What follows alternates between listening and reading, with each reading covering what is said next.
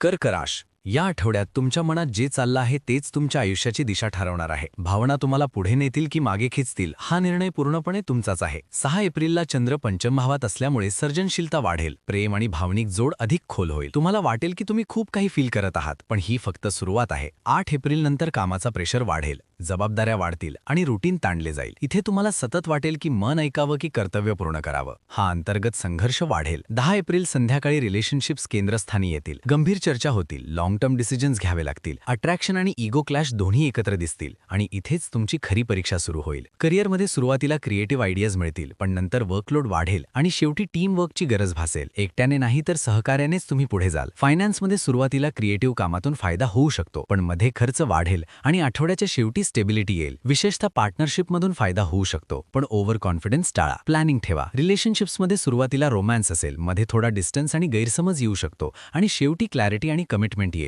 जर communication clear नसेल तर मिसअंडरस्टँडिंग वाढेल, पण पेशन्स ठेवला तर बॉन्ड आणखी मजबूत होईल. आठवड्याच्या शेवटी तुम्हाला जाणवेल की तुम्ही आधीसारखे राहिले नाही. तुम्ही तुमच्या इमोशन्स कंट्रोल करू शकता. तुम्ही अधिक शांत, अधिक स्पष्ट आणि बॅलन्स्ड झालात. हा तुमचा इमोशनल ब्रेक थ्रू आहे. लकी नंबर्स आहेत 2, 7 आणि 16. लकी कलर व्हाईट आणि सिल्वर. हा वीक इमोशनल टेस्ट आहे. जर तुम्ही इमोशन्स कंट्रोल केले तर ग्रोथ मिळेल आणि जर त्यात वाहून गेलात तर कन्फ्युजन वाढेल. या आठवड्यात काय अनुभव येतो ते कमेंटमध्ये नक्की सांगा आणि अमोक चॅनलला सबस्क्राईब करा. पुढच्या आठवड्यात पुन्हा भेटूया अमोक चॅनलवर सकाळी 6 वाजता.